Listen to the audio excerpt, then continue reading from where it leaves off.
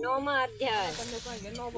इतनी कथा सुनकर मिथिलेश ने पूछा, हे ब्राह्मण, इक्ष्वाकुवंश के राजा ने जल और अन्न का दान नहीं किया, इसी से वह चातक और छिपकली बना तथा साधु महात्माओं की सेवा न करने से गिद्ध योनि में आया। परंतु आपने बतलाया कि वह 7 जन्म तक कुत्ते की योनि में रहा, सो इसी कारण मेरी समझ में नहीं आया। उसने संत महात्माओं को कष्ट नहीं दिया, न ही वह कृपा था। उसने केवल साधु संतों की सेवा नहीं की, सो उसको फल मिला। उसने किसी को कष्ट भी नहीं दिया, सो बिना कारण ही कुत्ते की योनि मिली। क्यों मिली इसका मुझे संशय है, सो कृपा करके आप मेरी शंका का समाधान करिए। राजा के ऐसे वचन सुनकर श्रुति देव ने कहा, हे राजन, तुमको धन्य है जो आपने ऐसा धार्मिक प्रश्न किया है, सो मैं इसका समाधान करता हूँ। यही वार्ता शिवजी ने कैलाश पर्वत पर श्री पार्वती जी से कही थी। सब लोकों की रचना कर उनकी पारलौकिक और ऐतिक 2 प्रकार की स्थिति बनाई है और इनकी स्थिति के 3 भेद बनाए, जल सेवा, अन्न सेवा और औषधि सेवा।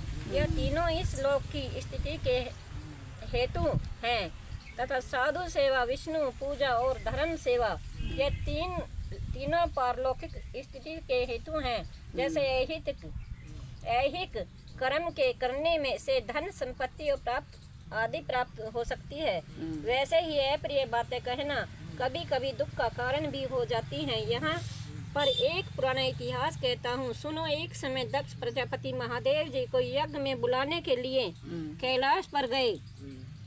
तब उनको आया देखकर महादेव जी ने खड़े नहीं हुए, क्योंकि शिवजी ने सोचा कि मैं सनातन हूँ और ये सब देवता यज्ञ का भाग लेने वाले सेवक के समान हैं। इसलिए स्वामी का सेवक के आने पर, पति का पत्नी के आने पर, गुरु का शिष्य के आने पर उठना आवश्यक नहीं है। और यही सब शास्त्रों को भी मत है।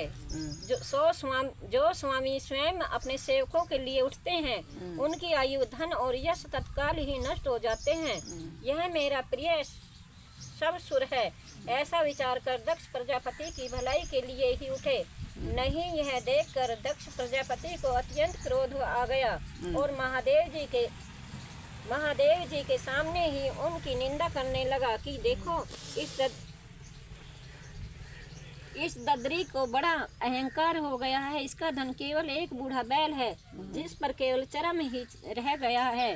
कपाल की हड्डी धारण करता है, पाखुड़ी अहंकारी माह, अपवित्र किसी का शुभ कार्य न करने वाला, शमशान जिसका घर है, सर्पों का आभूषण है, न इसमें धीरज है, न ज्ञान का संग है, इसके कुल का कुछ पता नहीं है। दुरात्मा नारद ने वृथा ही इसकी बड़ाई की, जिससे मैंने अपनी कन्या सती का विवाह इसके साथ कर दिया। जैसे कुम्हार का घड़ा चांडाल के घर पहुंचने से किसी के काम नहीं रहता, किसी काम का नहीं रहता, वैसे ही मेरी कन्या का मुझसे कोई प्रयोजन नहीं है। इस प्रकार दक्ष प्रजापति शंकर सती को यज्ञ का निमंत्रण न देकर और कुवाक्य कहकर चला गया और यज्ञ स्थल में ऋतिक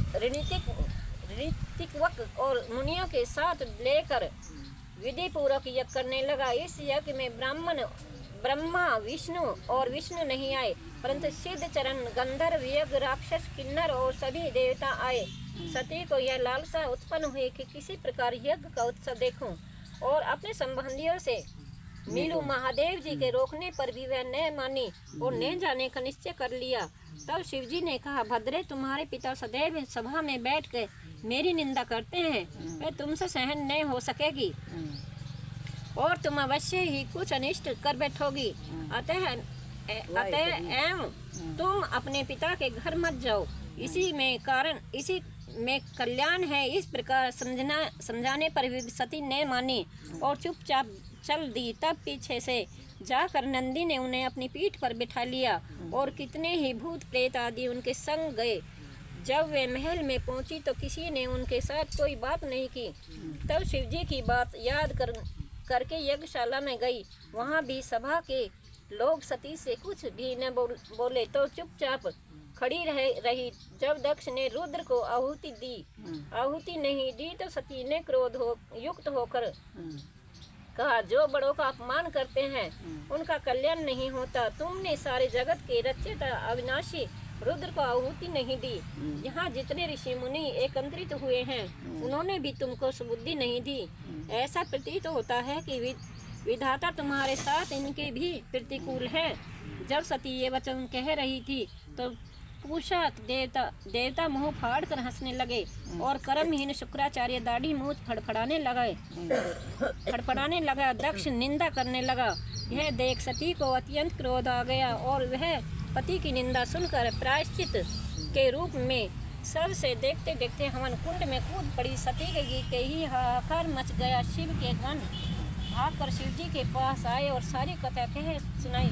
महादेव ने कालांतक रूप हो क्रोध से अपनी जटा उखाड़ पृथ्वी पर फेंक दे मारी, जिससे बड़ा बलवान महाकाव्य वीरभद्र पैदा हुआ और हाथ जोड़कर कहने लगा कि जिस काम के लिए आपने मुझे उत्पन्न किया है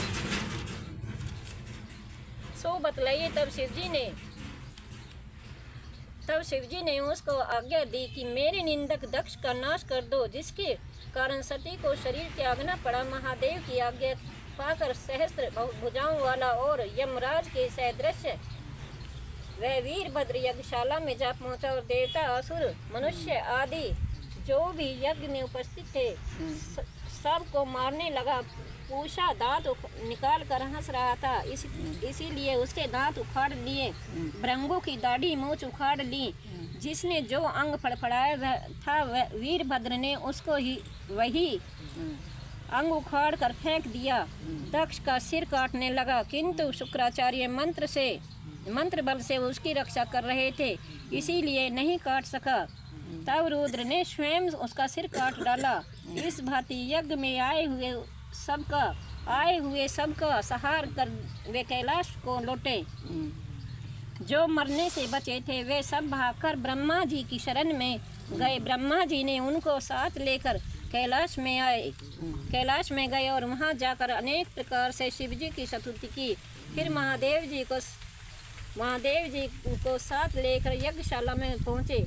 यज्ञ में जो मारे गए थे उन सबको जीवन दान दिया और महादेव जी ने दक्ष के सिर पर बकरे का सिर रख दिया। बकरे का मुख होने के कारण वह बम बम मात्र ही कह सका। उस शब्द को सुनकर भगवान शिव प्रसन्न हो गए। उसी समय से आज तक उनके उपासक उनकी प्रसन्नता के लिए बम बम करते हैं। भृंगु जी के मुख पर बकरे की दाढ़ी लगा दी, पूषा के दांत नहीं लगाए। उनसे कह दिया कि वह पीस पीस के खा लिया करेगा। इस प्रकार सबको अंग सहित किया गया और दक्ष पूर्ववत यज्ञ करने लगा। यज्ञ संपूर्ण होने पर सब देवताओं ने अपने अपने स्थलों को चले गए। बोल बोल शंकर भगवान की जय। भगवान की जय। दक्ष प्रजापति की जय हो। त्रिवेणी मैया की जय हो। अपने अपने गुरु महाराज की जय। अपने अपने माता पिता की जय। जय जय सीताराम। जय जय सीताराम।